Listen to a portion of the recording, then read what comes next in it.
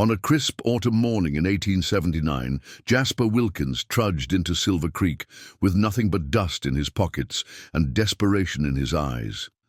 3 years of chasing elusive gold veins had left him hollow-cheeked and threadbare, his once sturdy frame now bent like a question mark against the merciless Rocky Mountain winds. The last of his beans had run out 2 days prior, and his stomach growled with such ferocity that passers-by on the town's main street cast nervous glances his way. Silver Creek wasn't much, a scatter of wooden buildings clinging to the mountainside, like stubborn lichens, but to a man who'd been sleeping under stars for months, it looked like paradise. Jasper's rheumy eyes settled on the weathered sign swinging above the largest structure. Widow Abernathy's boarding house and dining. His fingers traced the single coin in his pocket, a worn Indian head penny that wouldn't buy so much as a sniff of the stew whose aroma now tormented him from the boarding house's open window. Pride had abandoned Jasper miles back, somewhere. Between his mule dying and discovering his claim had been jumped by better armed men. Before we jump back in, tell us where you're tuning in from. And if this story touches you, make sure you're subscribed, because tomorrow I've saved something extra special for you. Lord above, another one, Widow Esther Abernathy muttered, watching the scarecrow figure approach her establishment through the lace curtains. At 68, she'd seen enough failed prospectors to last 3 lifetimes. Her boarding house sat at the edge of Silver Creek like a spider in its web, catching the human detritus that the mines regularly spat out. Unlike the other business owners, Esther never turned away the broken men, not out of charity.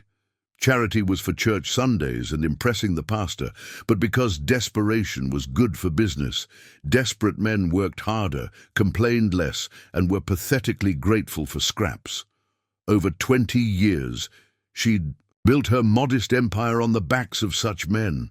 "Martha, put another potato in the stew," she called to her cook, never taking her sharp eyes off the approaching figure. "And water down the whiskey." Jasper's boots, more whole than leather, clomped heavily on the porch steps. He removed his battered hat, revealing a shock of prematurely white hair on a face that had once been handsome before the mountains had carved deep valleys into it.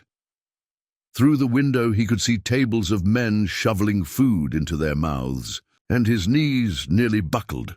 The door creaked open beneath his knuckles, and silence fell as the diners turned to assess the newcomer. Jasper had once been 6 feet tall and proud with it, but now he stooped before their stares, a supplicant in the temple of hot food. "Well?" The voice snapped like a whip.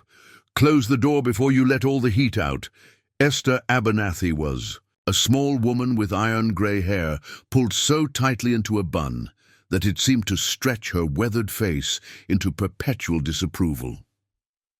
Despite her age, she moved with the efficiency of a woman half her years, her black dress rustling as she approached. "Ma'am," Jasper croaked, his voice rusty from disuse, "I ain't got money for a meal, but I'm willing to work. Chop wood, muck stables, whatever needs doing." Esther's eyes narrowed, measuring the man before her like a butcher sizing up a questionable cut of meat. She'd heard the same offer 1,000 times, but something in this one's eyes, a fading spark of dignity perhaps, caught her interest. "And what's your name, mister?" "Jasper Wilkins, ma'am. Was prospecting up near Thunder Ridge until my claim played out." A murmur rippled through the dining room. Thunder Ridge had been yielding less and less over the past year, sending a stream of broken men just like this one down to Silver Creek. "Thunder Ridge, you say?" Something flashed in Esther's eyes, calculation perhaps, or recognition. "Well, Mr. Wilkins, I don't need another mouth to feed without compensation, but—" She paused, her gaze sweeping his frame once more. "The rear porch needs rebuilding, and my last handyman drank himself to death last month." Hope flared in Jasper's sunken cheeks. "I don't touch the drink, ma'am. Learned that lesson early. A clear head's all a man's got in the mountains." Esther nodded, sharply. "Food and a place in the barn while you work. We'll see about the rest." She turned to Martha. "Give him a bowl. Can't have him fainting while he's handling my lumber." The stew was watery and the bread stale, but to Jasper it was a feast fit for kings. He ate slowly, savoring each bite, aware of Esther watching him from her perch behind the counter. Other men might have been unnerved by her scrutiny, but Jasper was beyond caring. A hot meal and shelter, even in a barn, were miracle enough.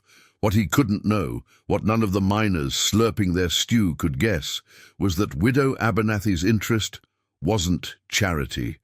Behind those shrewd eyes, a plan was forming. Jasper Wilkins had mentioned Thunder Ridge, and Thunder Ridge was precisely where Esther's late husband had hidden the deed to the richest silver claim in the territory, a secret she'd taken to guarding like a rattlesnake protects its nest. Night fell over Silver Creek. Jasper settled into a pile of fresh hay in the widow's barn, his belly full for the first time in weeks. Outside, an early snow began to dust the mountains, covering the trails that led to Thunder Ridge. In her room above the dining hall, Esther Abernathy sat at her vanity. Removing the pins from her severe bun, her reflection fractured in the ancient. "A mirror. Perhaps," she whispered to herself, "this one might be useful. Preparing and narrating this story took us a lot of time, so if you are enjoying it, subscribe to our channel. It means a lot to us." Now back to the story. The next morning broke clear and cold. Jasper was already awake when Martha banged on the barn door, calling him to breakfast. Years of pre-dawn prospecting had trained his body to rise with the first hint of light. His muscles protested as he stood. Sleeping on hay wasn't kind to a man whose joints had been weathered by mountain streams and harsh winters. The boarding-house kitchen was warm and fragrant, with the smell of flapjacks and coffee. A half-dozen miners sat at the long table, shoveling food into their mouths before heading off to whatever claims or jobs awaited them. They barely glanced at Jasper as he took a seat at the far end. "Eat quick," Martha instructed, sliding a plate before him. "Ms. Abernathy wants that porch started before noon."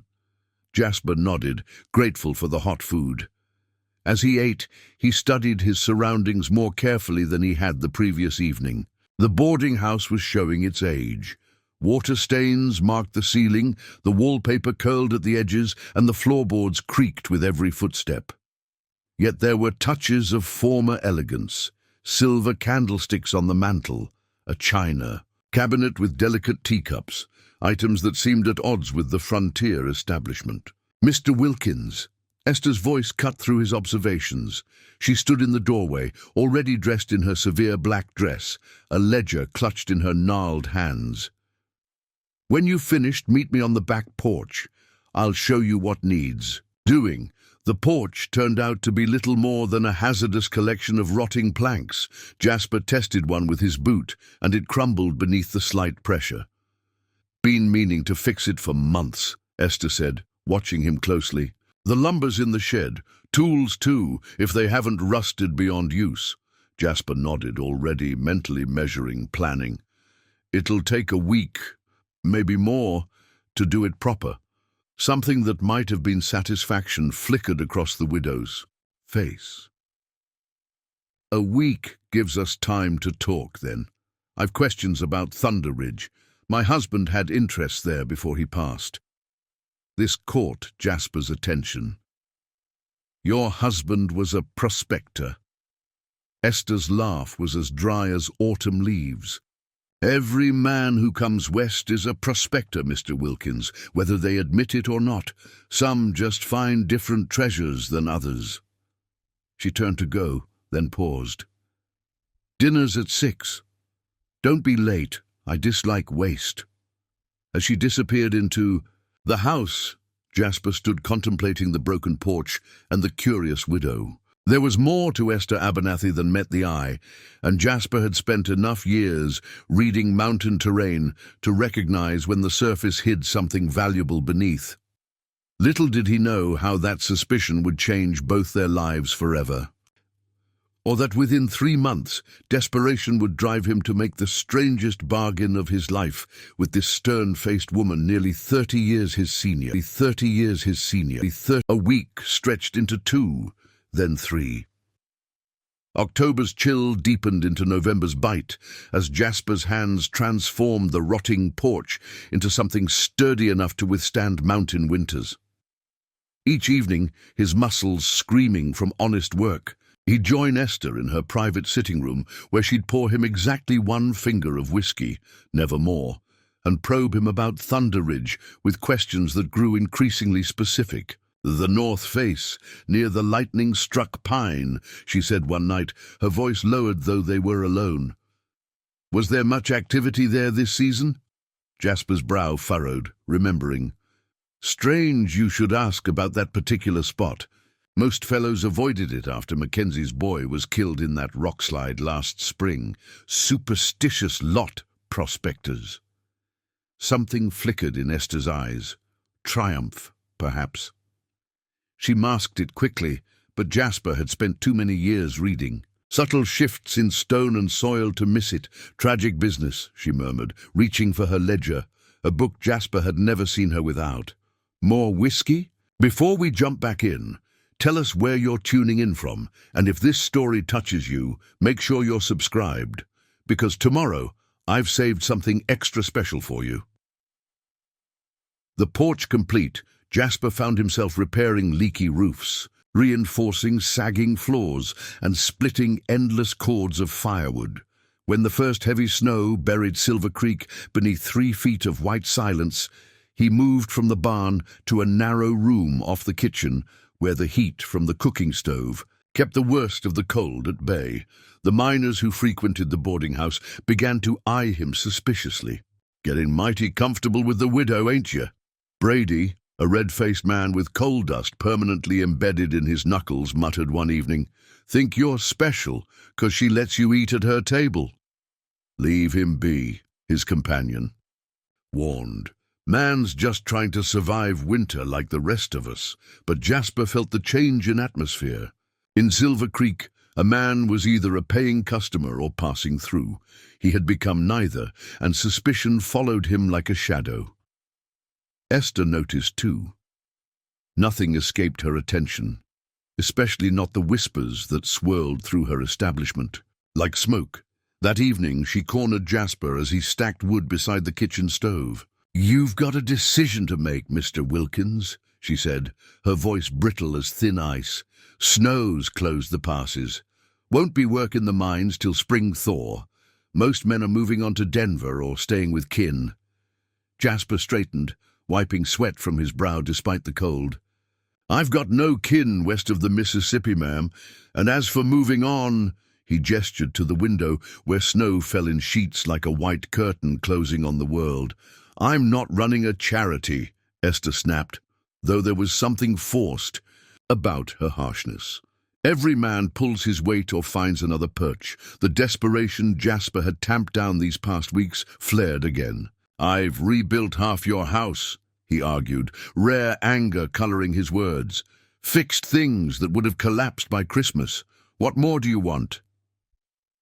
"Information," Esther hissed, stepping closer. "You worked Thunder Ridge for 3 years. My husband buried something there before he died, something that belonged to me." Understanding dawned on Jasper like a cold sunrise. "That's why you kept me on. All those questions about landmarks and claims." Esther didn't deny it. Instead, she opened her ever-present ledger and removed a yellowed piece of paper, unfolding it with reverent care. A map, crude but recognizable to anyone who'd worked the ridge. X marks the spot, just like in children's tales. "Jacob drew this the night before his heart gave out," she said, voice softening at her husband's name. "Said he'd hidden the deed to our future where greedy hands wouldn't find it. Told me to trust no one, but to watch for someone who knew Thunder Ridge like their own heartbeat. And you think that's me?" Jasper couldn't keep the disbelief from his voice. "I think you're desperate enough to help me find it when the snow melts, for a price." Her eyes, normally cold as mountain streams, now burned with fierce intensity. "Half the claim is yours if you take me there, if we find it." The offer hung in the air between them, tantalizing as the aroma of a meal to a starving man. Half a claim, any claim, would be salvation. But Jasper had been in the mountains long enough to know that treasure maps and dying declarations rarely led to anything but disappointment. "And until spring?" he asked cautiously. Esther's thin lips curved in what might have been a smile on a softer face. "Until spring, Mr. Wilkins, you earn your keep, and we tell the good people of Silver." "Creek, you're courting me!" Jasper almost choked. "Courting? You can't be serious." "Deadly serious," Esther replied, refolding the map with precision. "This town thrives on gossip. Better they think you're sweet-talking an old woman than suspect there's buried treasure to be had. Preparing and narrating this story took us a lot of time, so if you are enjoying it, subscribe to our channel. It means a lot to us." Now back to the story. The absurdity of it struck Jasper like a physical blow. Him, bearded, filthy, 40 years old but looking 60, courting the most feared woman in Silver Creek, a woman nearly 30 years his senior. It was laughable, but as winter closed its fist around the small mining town, laughter was in short supply. December brought storms that buried the lesser buildings entirely. Men drank to ward off the cold and the creeping fear that the passes might not open until May. Fights broke out over card games and imagined slights. Through it all, Jasper and Esther played their curious charade. He began taking meals at her private table, accompanying her to Sunday services, carrying her parcels when she visited the general store. The widow allowed these attentions with a grim dignity that might have been comical if Jasper hadn't glimpsed, in unguarded moments, genuine pleasure in her eyes. "You're overplaying your hand," she chided one evening when he pulled out her chair with exaggerated gallantry. "I'm supposed to be the besotted one, not you." "Just getting into the spirit of the thing," Jasper replied, surprised to find himself almost enjoying their game.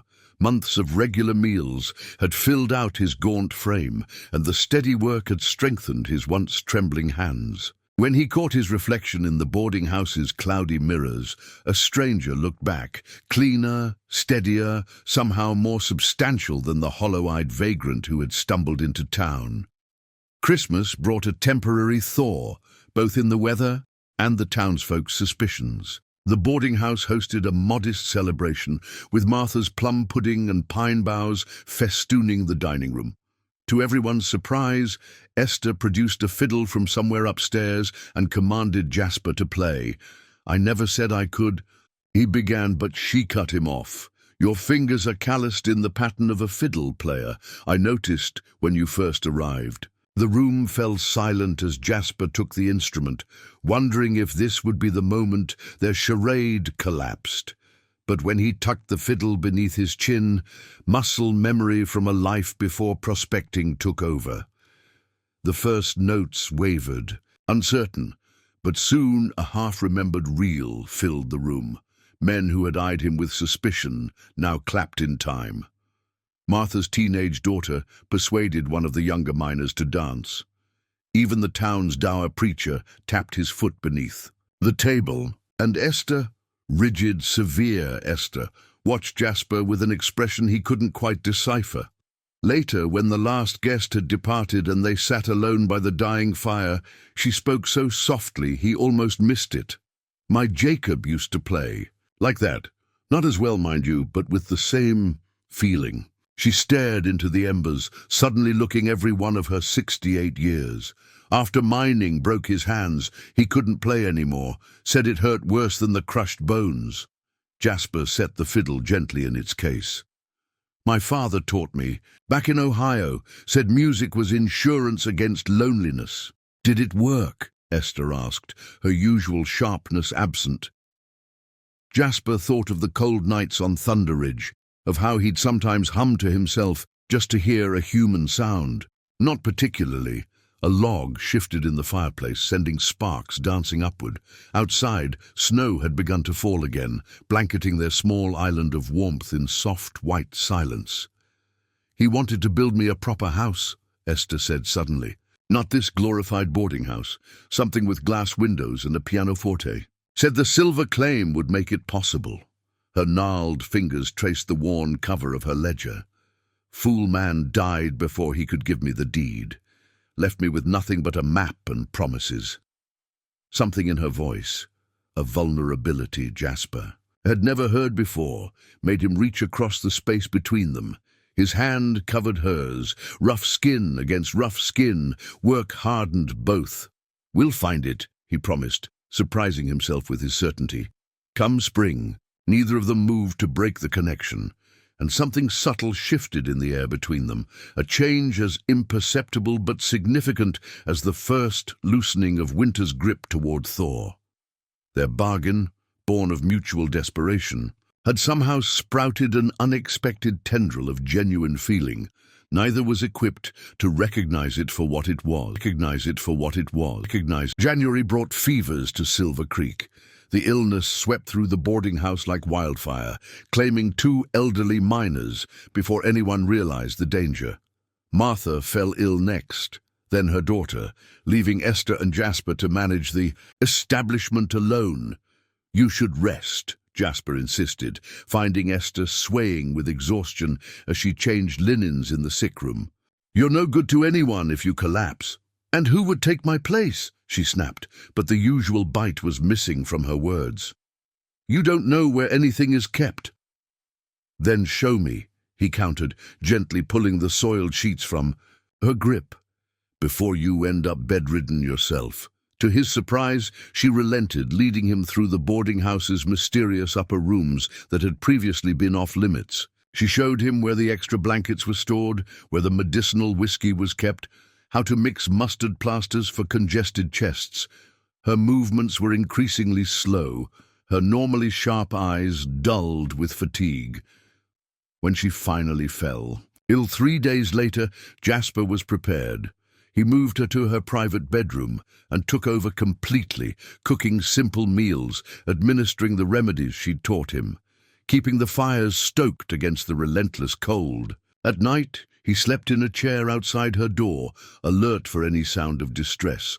"Before we jump back in, tell us where you're tuning in from, and if this story touches you, make sure you're subscribed, because tomorrow I've saved something extra." "Special for you! Why are you doing this?" Esther asked on the 4th night, her voice hoarse but her fever finally broken. Moonlight spilled through her bedroom window, painting silver streaks across the worn quilt. "Our arrangement doesn't require this." Jasper, dozing in the chair he'd pulled to her bedside, startled awake. "Doing what?" "Caring," she said simply. The word hung between them, fragile as frost. He could have given her the practical answer, that he needed her alive to find the silver claim, that he had nowhere else to go in the dead of winter. Instead, he found himself speaking a truth he hadn't fully acknowledged until that moment. "You gave me a chance when I had nothing," he said quietly. "Fed me when I was starving. That creates a debt no arrangement can settle." Esther studied him in the dim light, her expression unreadable. "I've been alone a long time, Mr. Wilkins. I don't remember how to be anything else." "My name is Jasper," he corrected gently. "And being alone is a habit, not a fate." Something shifted in her face, a softening around her usually pinched mouth perhaps, or a new vulnerability in her gaze. Whatever barrier had stood between them, age, circumstance, mutual suspicion, thinned to gossamer in that moment. "Jasper," she tested the name, as if tasting an unfamiliar food. "You should get some proper rest. The chair can't be comfortable." "I've slept on worse," he assured her, but rose stiffly nonetheless. At the door he paused. "Call if you need anything, Esther." It was the first time he'd used her given name. Neither of them remarked on it, but both felt the change it signified. February arrived with knife-edge cold, but mercifully little new illness. The boarding house settled into a rhythm, with Jasper handling maintenance and heavy work, while Esther, still weak from her fever, managed the books and directed Martha's gradually recovering daughter in the kitchen.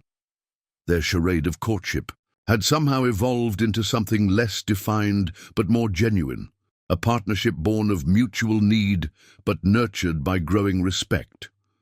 The townsfolk noted the change. Whispers transformed from mockery to something approaching approval. "Never seen the widow smile so much," the blacksmith's wife remarked to anyone who would listen. "That Wilkins fellow must have hidden talents." Jasper ignored the ribald laughter that followed such comments. What existed between him and Esther was too complex, too private for public consumption. Besides, his thoughts increasingly turned to spring and the expedition to Thunder Ridge.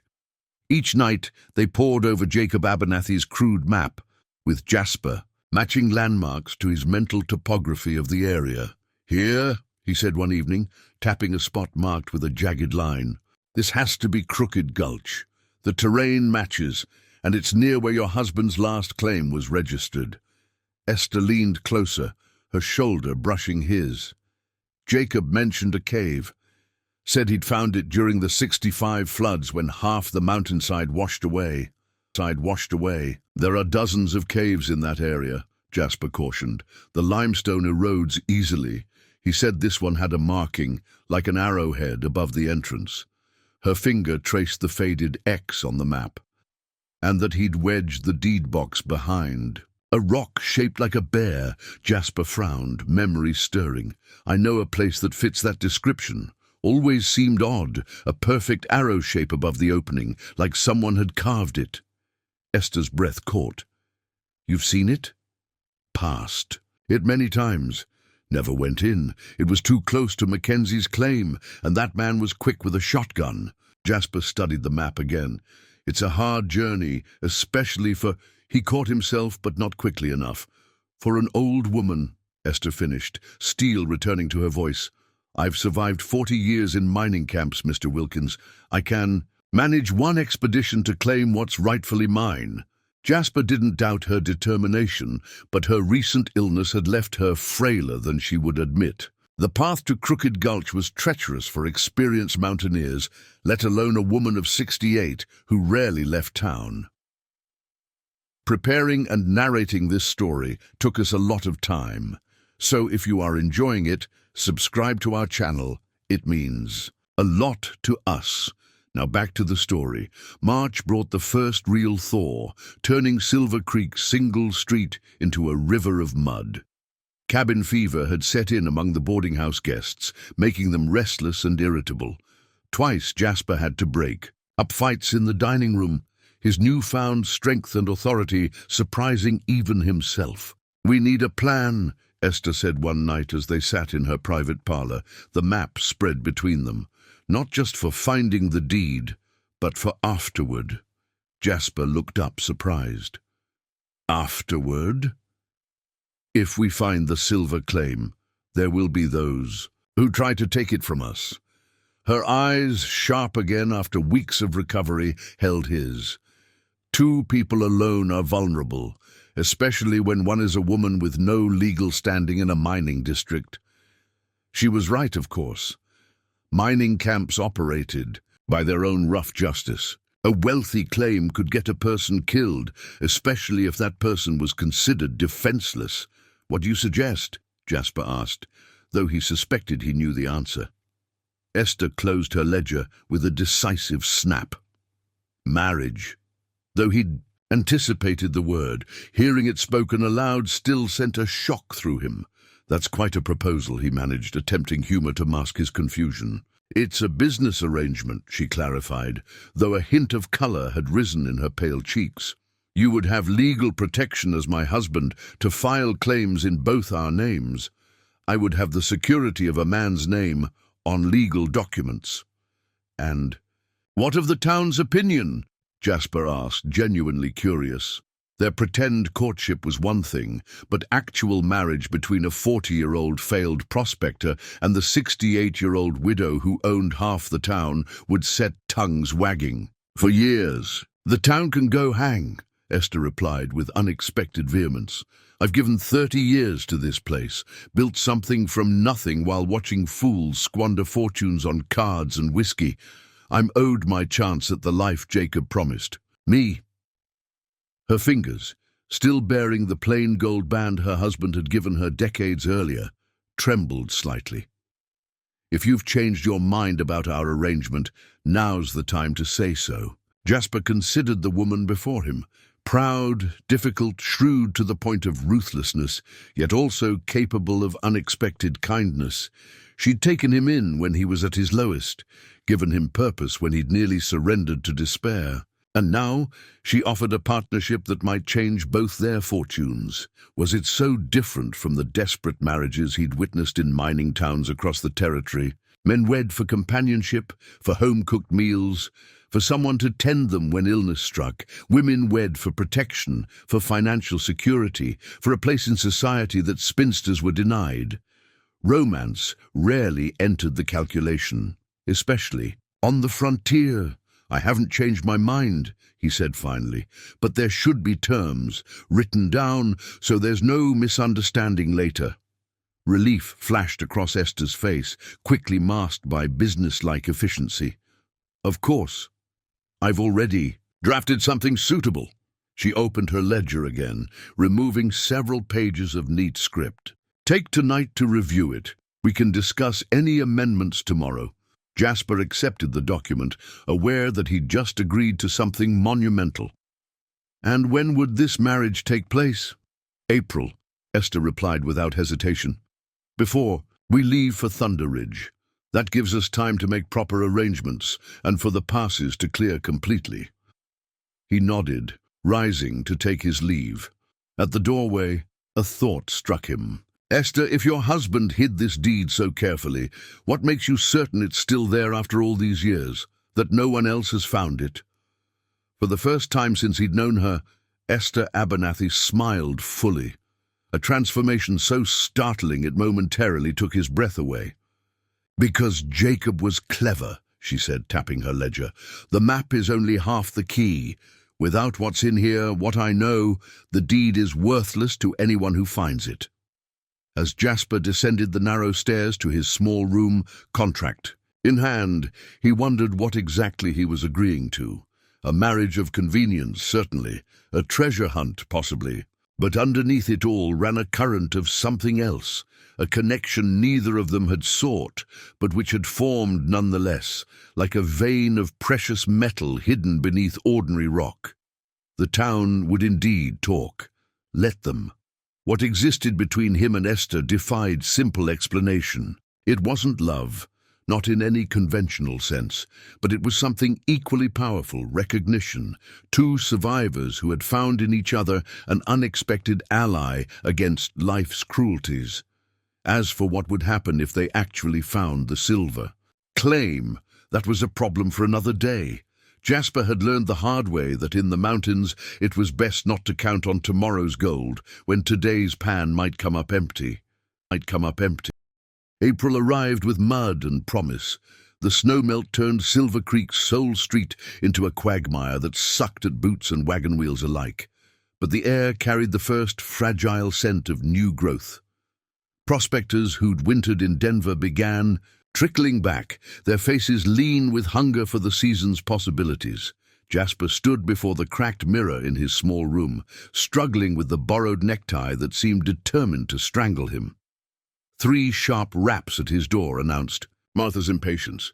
"Reverend won't wait forever," she called, "and neither will she." His reflection grimaced back at him. How had it come to this? The contract rested on his nightstand, 4 pages of Esther's precise handwriting detailing their arrangement. Equal partnership in any claim found. Shared ownership of the boarding house, separate bedrooms. The document read more like a business merger than a marriage license, yet Jasper had signed it without amendment. "Ain't got many choices left, have you, old boy?" he muttered to his reflection. That wasn't entirely fair.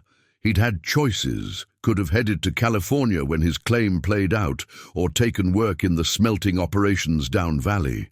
Instead, He'd walked into Widow Abernathy's boarding house and into a bargain that had evolved beyond either of their expectations. The wedding itself was a brief, practical affair held in the boarding house dining room.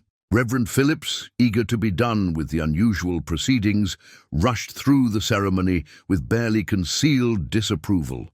The handful of witnesses, Martha, her daughter, and 3 of the more permanent boarders, watched with expressions ranging from amusement to envy. Before we jump back in, tell us where you're tuning in from, and if this story touches you, make sure you're subscribed, because tomorrow I've saved something extra special for you. Do you, Jasper Wilkins, take this woman? The words washed over him as unreal as a high mountain mirage. Esther stood beside him, straight-backed in a dark blue dress that softened her usual severity. The silver in her iron-grey hair caught the morning light from the windows. She wasn't beautiful, had probably never been, even in youth, but there was a dignity to her that commanded respect. "I do," he heard himself say, the words emerging rough-edged from his throat. When the Reverend pronounced them man and wife, Jasper hesitated, uncertain of the expected protocol. Esther solved the dilemma by offering her cheek for a perfunctory kiss, her skin cool and unexpectedly soft beneath his lips. "Well," she said afterward, as the witnesses awkwardly offered congratulations, "that's done." The matter-of-factness of it struck Jasper as almost comical. He'd been married before, a lifetime ago in Ohio, to a girl with apple-blossom cheeks who died of childbed fever within a year. That wedding had been all trembling anticipation and solemn promises. This one felt like signing a mining claim, practical, legally binding, and devoid of sentimentality. Yet as he watched Esther directing Martha in serving the wedding breakfast, a curious protectiveness stirred in him. Whatever their arrangement, she was his wife now. The gold band he'd purchased with his winter's earnings, simple but solid, glinted on her work-roughened hand. His name was now linked with hers, in the eyes of God and the Colorado Territory. "Thinking of running already?" Esther's voice broke into his thoughts. She'd approached without him noticing, a plate of eggs and bacon in her hands. "Just considering how strange life can turn," he replied honestly, accepting the food. "A year ago, I was halfway up Thunder Ridge, talking to myself and chasing color. That wasn't there." Something softened in her gaze, and I was counting pennies, wondering if this would be the year I'd have to sell the boarding house. She glanced at the gathered witnesses, now enthusiastically attacking Martha's cooking. "We'll leave in 3 days. The passes should be clear enough by then." Jasper nodded, though privately he harbored doubts.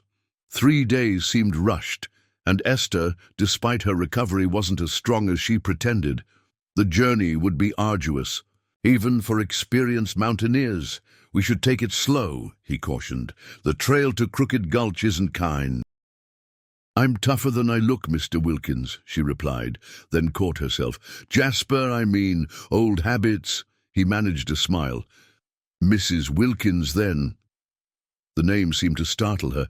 Perhaps, like him, she hadn't fully processed the reality of their new situation. For better or worse, they were bound together now, by law, by mutual need, and by the promise of silver hidden somewhere in Thunder Ridge's unforgiving terrain. Preparing and narrating this story took us a lot of time, so if you are enjoying it, subscribe to our channel. It means a lot to us. Now back to the story. The morning of their departure dawned clear and cool.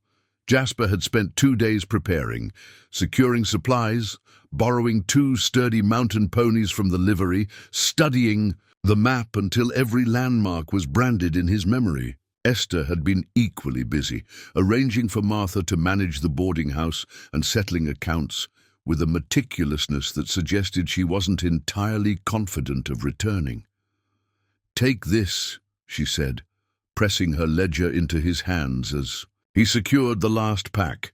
"If anything happens to me, everything you need is in here. Property deeds, bank accounts, the cipher for Jacob's map. Nothing's going to happen. Jasper replied firmly, though the gesture unsettled him. "We'll find the claim and be back arguing over breakfast in a week's time." Esther's eyes, sharp as flint, studied his face. "I've buried one husband, Jasper. I harbor no illusions about the mountain's mercy." Before he could respond, one of the ponies snorted impatiently, breaking the moment. Esther checked the cinch on her saddle one last time, then allowed Jasper to help her mount. She sat awkwardly, clearly unaccustomed to riding, but with the determined set to her jaw that he'd come to recognize. "Ready?" he asked, swinging into his own saddle with the ease of long practice. She nodded, and with a curious audience of boarders watching from the porch, Mr. and Mrs. Wilkins set off on their unorthodox honeymoon, a treasure hunt born of desperation and mutual advantage. The first day's journey was uneventful. They followed the main trail out of Silver Creek, climbing steadily into forestland, where patches of snow still lingered in shaded hollows. Jasper set an easy pace, mindful of Esther's inexperience and the treacherous footing.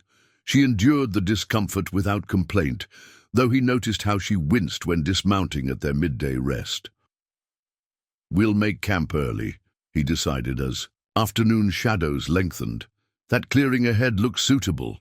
"We can push further," Esther objected, but her face was drawn with fatigue.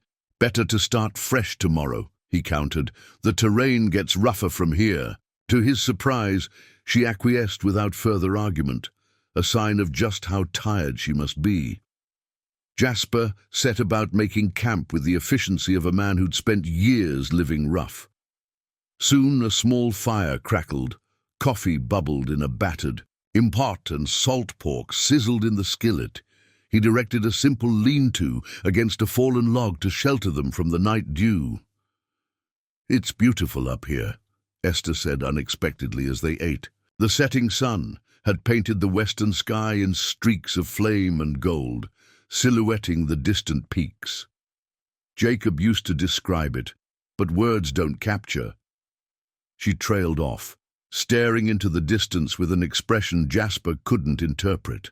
Was it regret, nostalgia, or simply the weariness of a long day's travel? "The mountains get into your blood," he agreed, pouring her more coffee. "Even when they're trying to kill you, there's nowhere else feels quite right. Is that why you kept at it? 3 years without a strike would break most men." Jasper considered the question, surprised by her interest in his motivations. "Partly stubbornness," he admitted, "partly having nowhere else to go, and partly because every day held the possibility that tomorrow might be different." "Hope?" Esther nodded. "It's a powerful poison, or medicine," he countered, "depending how you take it." They fell silent, the crackling fire and distant call of a nighthawk the only sounds. The strangeness of their situation struck Jasper anew. Married less than a week to a woman he'd known less than 6 months, camping in the wilderness on a quest that might prove fruitless. Yet somehow, sitting beside Esther in the gathering, dusk felt oddly right, as if the path that had seemed so crooked had been leading here all along. "You should take the shelter," he said eventually, noticing her struggling to keep her eyes open. "I'll keep watch by the fire."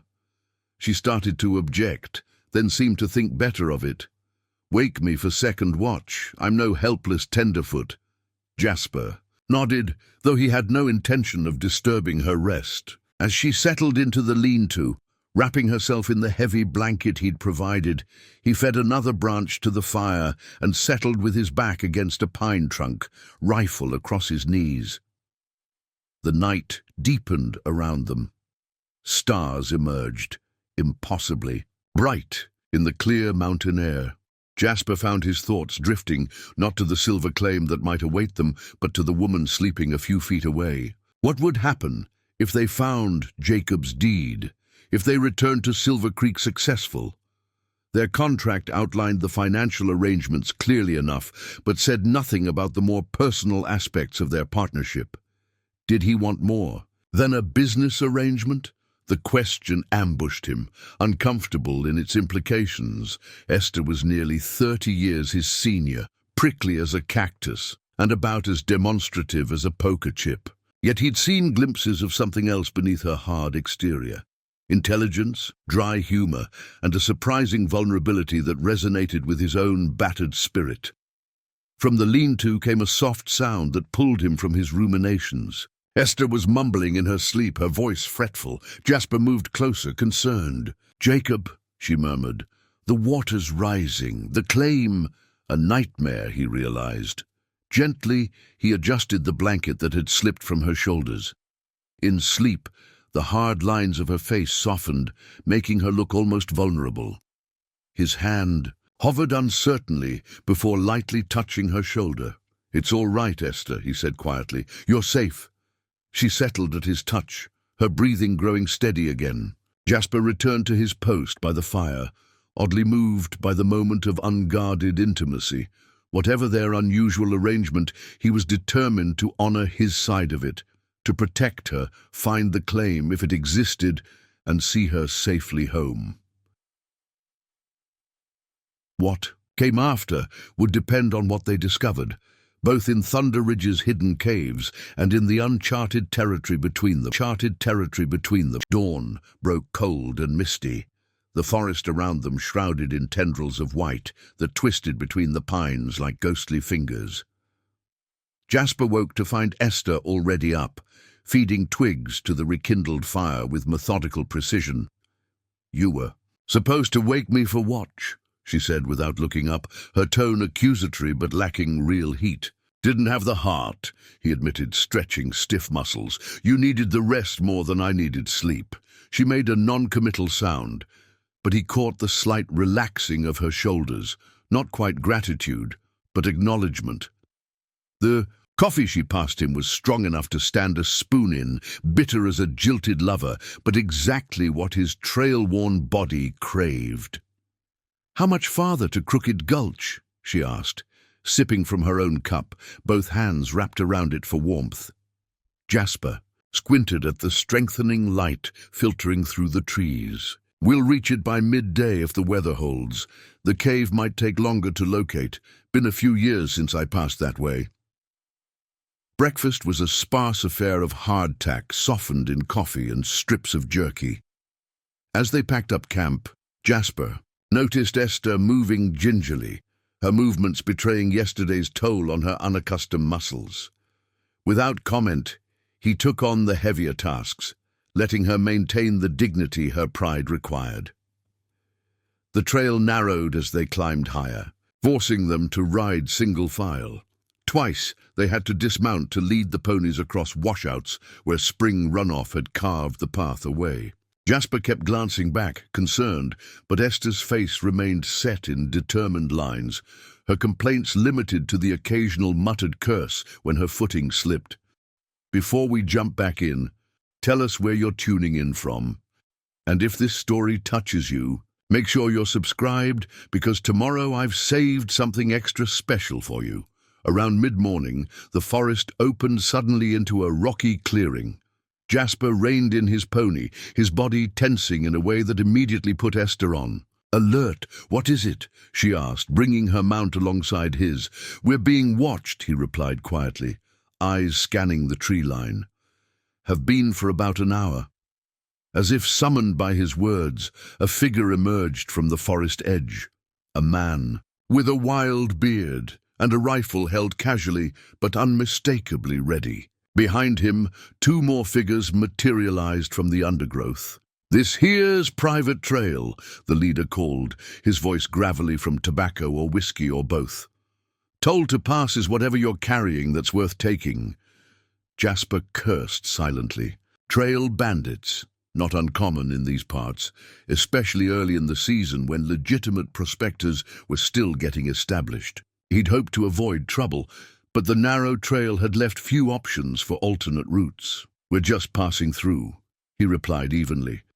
"Heading to visit my wife's brother over in Hawks Valley." The lie came smoothly, but the bandits' eyes narrowed skeptically as they assessed Esther's age and unlikely presence on the mountain trail. "Mighty strange route for family visiting." Avalanche took out the main path, Jasper improvised. Now we don't want trouble. Then you shouldn't have brought valuables into my territory. The man grinned, revealing tobacco-stained teeth. His companions spread out, moving to flank them. Jasper felt rather than saw Esther reach beneath her riding coat. Before he could stop her, she'd produced a small derringer, a lady's gun, barely more than a toy, but the sudden appearance of any weapon shifted the standoff's dynamics. "I'm too old and tired for this nonsense," she announced, her voice ringing with the same authority she used on rowdy borders. "My husband's being polite because that's his nature. I have no such inclination." The bandit leader's grin widened. "The old lady's got spirit. That pea-shooter won't stop 3 of us, Grandma. It'll stop 1, Esther replied coldly. "And I'm aiming at you.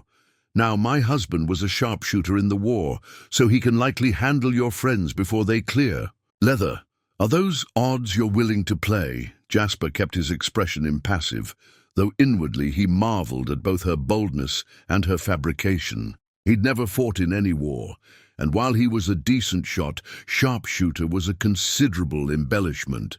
The standoff stretched, tension crackling like the electricity before a mountain storm. The bandits exchanged uncertain glances. Clearly, they'd expected easier prey, not an elderly woman with a steady hand and steelier nerve. "Might be we made a mistake," the leader finally conceded, lowering his rifle slightly. "Pass isn't as blocked as we heard." "Might be," Jasper agreed, careful not to reveal the relief flooding his system. "We'll just continue on our way then." Slowly, they edged their ponies forward, Esther never lowering her small pistol until they were well past the men. Only when the trail curved, placing a ridge between them and the bandits, did she return the weapon to her coat. "Where in God's name did you get that?" Jasper asked, equal parts impressed and alarmed. "A woman who runs a boarding house full of minors learns to protect herself," she replied simply. Then, with the faintest curve of her lips, "And I've found men are especially uncomfortable when threatened by a woman old enough to be their mother." Jasper couldn't help it. Laughter burst from him, the release of tension and genuine admiration combining in a reaction that startled both of them. After a moment, Esther's own mouth twitched, and then she too was laughing, a rusty sound, as if long unused but genuine. "Jacob would have hidden under the bed," she admitted, wiping her eyes. "Man could face down claim jumpers, but hated confrontation." "And here, I thought I was protecting you," Jasper marveled, seeing her in yet another new light. Her expression sobered. "We protect each other. That's the arrangement, isn't it?" The question held more weight than its simple words suggested. Jasper nodded slowly. "It is. And a good one, I'd say." They pressed on, both more alert now for signs of trouble. By midday, the terrain had changed dramatically, the forest giving way to steep slopes where winter's fury had carved new channels through the rocky soil. Jasper recognized landmarks from years past, a lightning-blasted pine, a peculiar boulder, formation locals called the Preacher's Pulpit, a stream that vanished underground only to emerge 50 yards later. 50 yards later. "There," he said finally, pointing to a slash in the mountainside. "Crooked Gulch. Preparing and narrating this story took us a lot of time, so if you are enjoying it, subscribe to our channel. It means a lot to us. Now back to the story." Tiji Gulch deserved its name. It twisted like a wounded snake between towering walls of striated rock, its bottom littered with debris from countless spring floods. They dismounted, leaving the ponies ground-tethered at the entrance where patches of grass provided grazing. "Stay close," Jasper warned as they entered the shadowy confines. "Footing's treacherous, and there's likely to be rattlers warming themselves on the rocks." Esther nodded, her earlier bravado tempered by the imposing surroundings.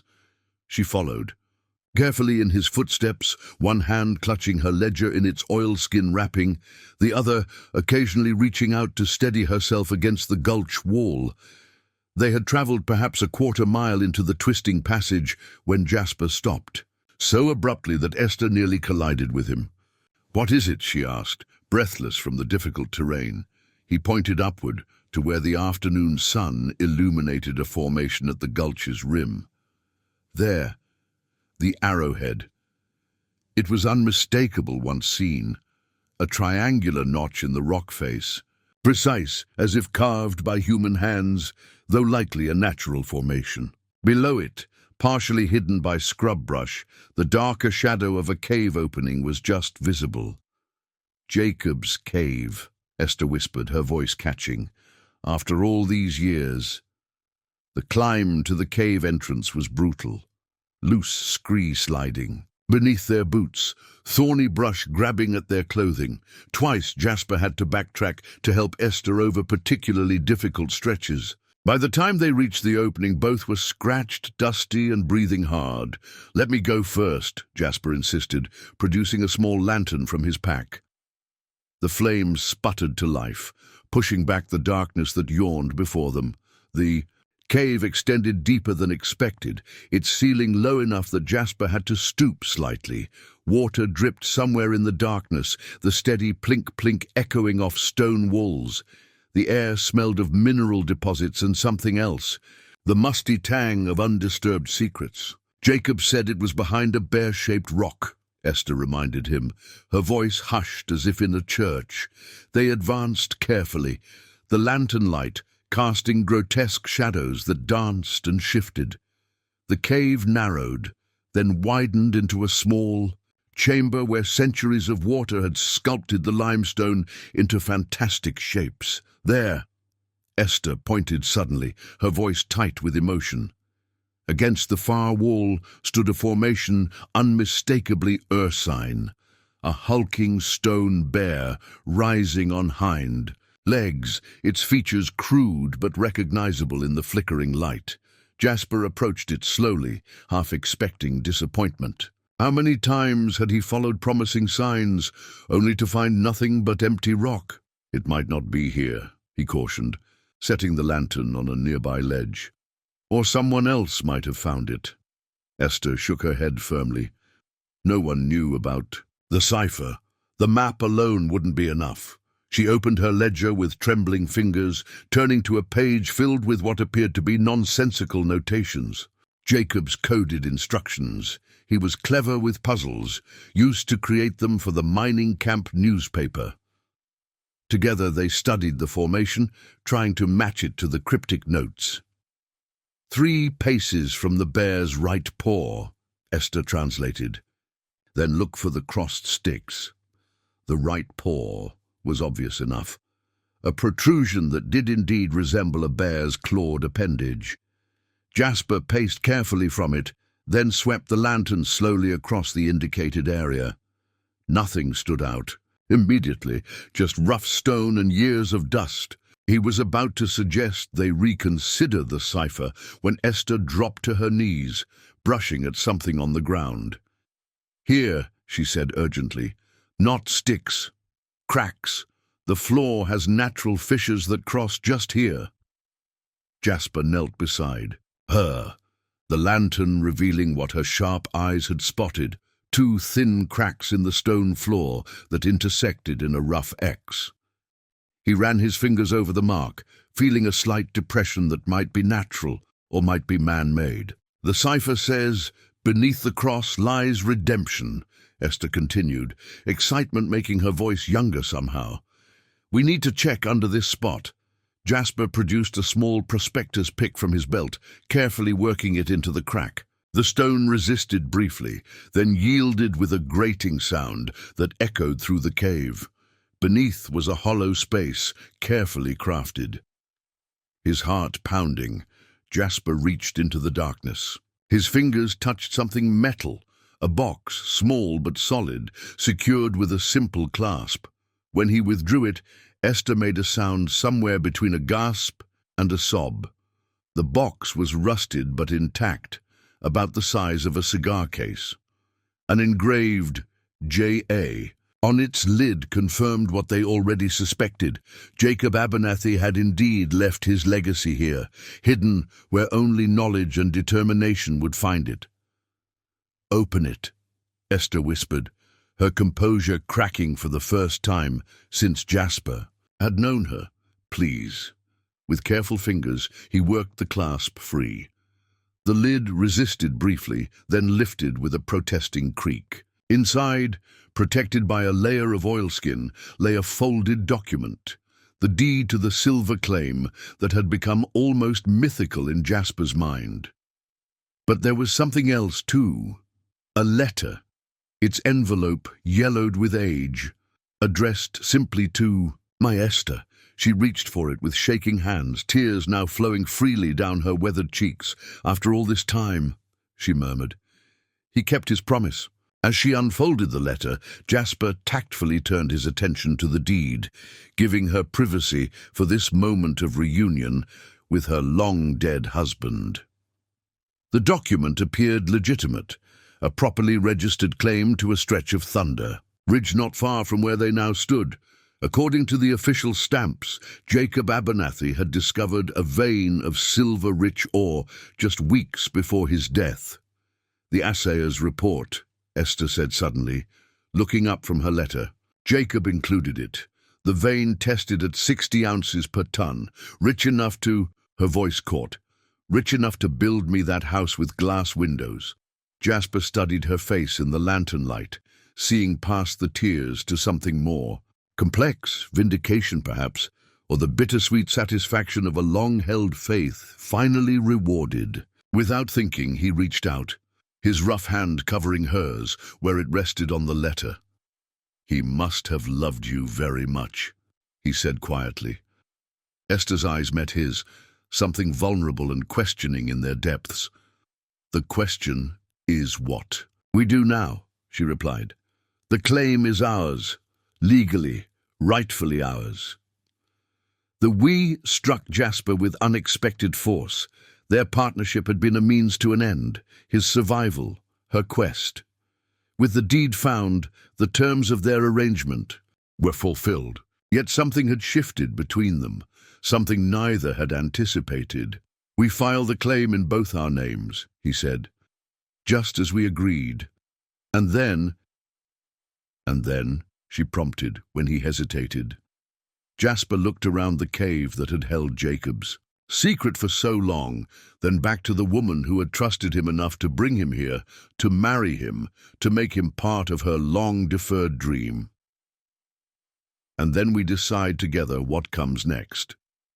In the lantern's golden light, surrounded by stone that had witnessed centuries of human striving, two unlikely partners faced a future neither had imagined possible just months before.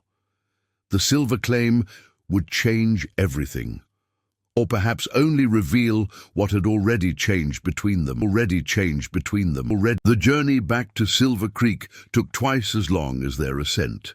Not because the trail was more difficult, though spring storms had washed out several passages, forcing detours, but because Jasper insisted on a slower pace. Esther didn't argue. The strain of their expedition had taken its toll, leaving her uncharacteristically subdued, Jacob's letter tucked securely in her bodice like a talisman. They made camp the first night in a sheltered hollow, the deed box nestled between them as they ate a simple meal of beans and salt pork. The mountain air carried the sharp scent of pine and coming rain, while somewhere in the darkness an owl called with melancholy precision. "He knew he was dying," Esther said suddenly, breaking the silence that had stretched between them since leaving the cave. "Jacob, I mean. The letter. He wrote it knowing he wouldn't make it back down the mountain." Jasper nodded, not interrupting her rare moment of openness. "Fool man apologized for not building me that house with glass windows." Her voice held no tears now, just a dry acceptance, seasoned with something like fondness. As if that mattered when he was gone. "What did matter?" Jasper asked quietly.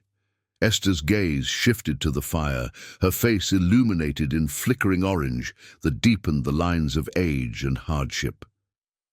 That he tried, that he didn't forget his promise, even at the end. Her gnarled fingers touched her bodice where the letter rested, 30 years I've been angry at him for dying, for leaving me to scrape by. And all this time, before we jump back in, tell us where you're tuning in from, and if this story touches you, make sure you're subscribed, because tomorrow I've saved something extra special for you. Jasper reached across the space between them, his calloused hand covering hers. It was only the second time he'd touched her this way, the first being in the cave. This time, she didn't pull away. "What will you do with the silver?" he asked. "Build that house at last?" The question hung between them, loaded, with unspoken implications.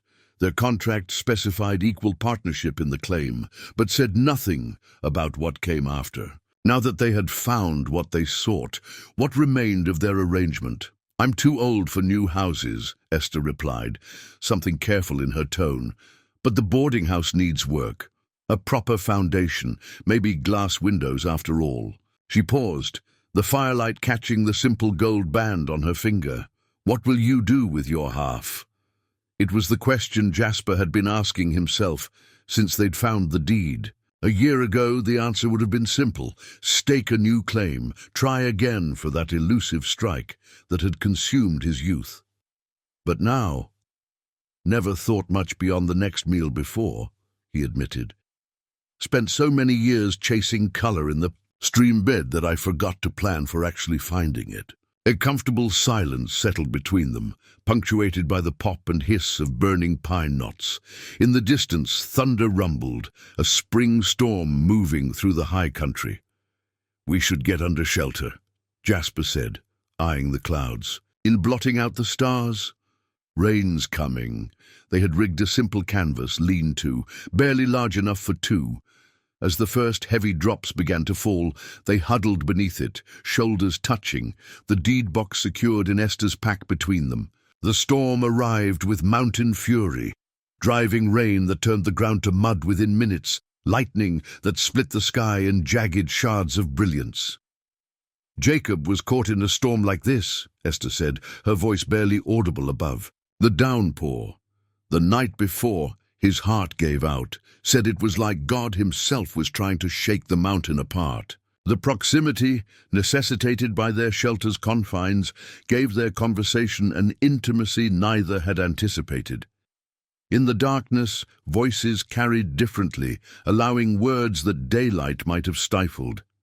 "I had a wife once," Jasper found himself saying. Back in Ohio, Elizabeth, he felt rather than saw Esther's surprise. "You never mentioned her." "Not much to tell. Married young. She died within the year. Childbed fever. The baby, too. The pain, dulled by decades, was still there, a phantom ache in a limb long lost. Came west afterward. Seemed easier than staying where everything reminded me of what I'd lost." Esther's hand found his in the darkness, her touch surprisingly gentle. "So we're both running from ghosts." "Were," he corrected softly. "Maybe it's time to stop running." The storm raged through the night, but within their small shelter something shifted, a subtle realignment, like the settling of earth after a tremor. By morning, when weak sunlight pierced the shredded clouds, they emerged changed in ways neither could fully articulate. The remainder of their journey passed without incident. They avoided the trail where they'd encountered the bandits, taking a longer route that Jasper remembered from years before. When Silver Creek's ramshackle buildings finally came into view, Esther straightened in her saddle, her expression unreadable. "Home," she said, the word neither question nor statement. Jasper nodded, uncertain which home she meant, the boarding house or something larger, more abstract. Preparing and narrating this story took us a lot of time, so if you are enjoying it, subscribe to our channel. It means a lot to us. Now back to the story. Their return caused the expected stir. Martha met them at the door, her relief at seeing them quickly giving way to curiosity about their haggard appearance and the careful way Jasper carried their packs inside. The boarders gathered in the dining room, speculation rife in their hushed conversations. "Found what you were looking for?" Brady asked boldly, voicing what everyone wanted to know. Esther surveyed the room, her usual stern demeanor firmly back in place. "What my husband and I found is our business," she replied, the emphasis on husband silencing further questions. Later, locked in Esther's private sitting room, they spread the deed across her desk, examining it in proper light. The claim was legitimate, registered with the territorial office, its borders clearly defined, the assayer's report confirming a rich vein of silver ore. "We should file our claim immediately," Esther said, practical as always, "before word spreads." Jasper nodded, but his mind was elsewhere. Something had been nagging at him since they'd found the deed, a piece that didn't quite fit. "Esther," he began carefully, "if Jacob knew he was dying, why hide the deed at all? Why not simply leave it with you?" She stiffened, the question clearly touching a nerve. He explains in his letter. There were men, partners who turned on him. They believed he was holding out on them, hiding a major strike. Her fingers traced the deed's weathered edge. "They would have taken it from me, one way or another. A widow has few protections in a mining camp. So he hid it where only you could find it," Jasper mused, "with the cipher in your ledger as the key." "Yes, though he overestimated my abilities as a mountaineer." A wry smile briefly softened her features. "I couldn't have reached that cave alone." The implication hung between them. Without Jasper, the deed would have remained hidden forever. Without Esther, he would never have known of its existence. Their partnership, begun in mutual desperation, had yielded something neither could have achieved alone. "What now?" he asked, the question encompassing far more than just the silver claim. Esther met his gaze directly, her eyes clear and discerning. "We file the claim, hire men to work it. Neither of us is fit for mining at our age. And then, he prompted when she hesitated, "and then we decide what kind of partnership this is to be." Her voice was steady, but Jasper caught the slight tremor in her hands. "The contract fulfilled its purpose. You're entitled to dissolve. Our arrangement, take your half of the claim and go your own way." The choice hung before him like a fork in a familiar trail, one path leading back to the solitary existence he'd known for decades, the other toward something untested but increasingly compelling.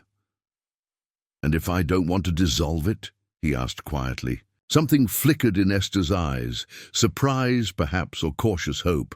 "Then we renegotiate terms. Seems to me," Jasper said, choosing his words carefully, "that arrangements and contracts don't quite cover what's between us anymore." "And what is between us, Mr. Wilkins?" Her use of formality was defensive, a shield against vulnerability. Instead of answering directly, Jasper reached for her ledger, the constant companion that held not just business accounts, but the story of her life with Jacob, her years alone, the cipher that had led them to the silver. He opened it to the final page, took up her pen, and wrote a single line before turning it toward her. "I choose to stay, not for silver, but for you." Esther read the words, her expression shifting through disbelief, suspicion, and finally, a tentative acceptance. "You're a fool, Jasper Wilkins," she said, but her voice held no bite. "I'm an old woman with a sharp tongue and harder edges. And I'm a broken-down prospector who talked to rocks for 3 years," he countered. "Maybe we deserve each other." A laugh escaped her, rusty, unpracticed, but genuine. "Is this what passes for romance in the mountains? No wonder you were alone so long." But her hand found his across the desk, their fingers intertwining with surprising naturalness. The gold bands they wore, his new, hers decades old, caught the lamplight gleaming like twin promises. "We'll file the claim tomorrow," she said, practical concerns never far from her thoughts. "And then, perhaps," a rare hesitation, "perhaps we might consider improving our accommodations. The room off the kitchen is hardly suitable for a married couple." The implication made Jasper's heart thump unevenly against his ribs. "Are you suggesting—" "I'm suggesting," she interrupted, color rising in her pale cheeks, that arrangements can become real given time and proximity. That convenience can evolve into choice. Outside, Silver Creek settled into evening routines. Miners trudging to saloons, shopkeepers locking their tills, children being called in for supper. Inside the boarding house parlor, two people who had expected nothing from life were cautiously reaching for something neither had thought possible. "I'd like that," Jasper said simply, "to choose this, to choose you." Then it settled. Esther nodded briskly, as if they'd just agreed on a business matter rather than the shape of their future, but the hand holding his tightened, belying her matter-of-fact tone. 1 month later, the first shipment of ore from the Wilkins silver claim arrived at the Denver smelter. The assay confirmed what Jacob Abernathy had discovered years before: a vein rich enough to ensure comfort for decades to come.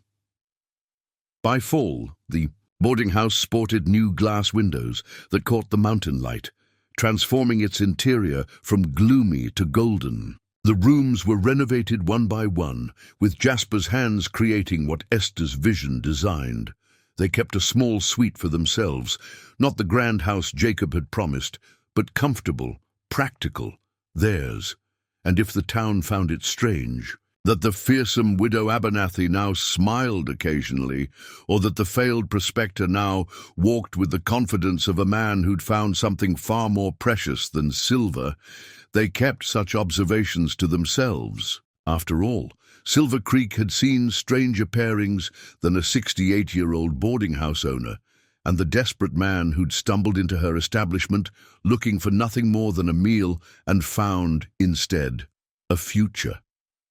In time, the story of how they found the silver claim became local legend, embellished with each telling until it barely resembled the truth. But the truth itself, the slow, unlikely blooming of affection between two people who had expected to end their days alone, that remained private, a vein of gold running beneath the silver that had brought them together. Up next, you've got 2 more standout stories right on your screen. If this one hit the mark, you won't want to pass these up. Just click and check them out, and don't forget to subscribe and turn on the notification bell so you don't miss any upload from us.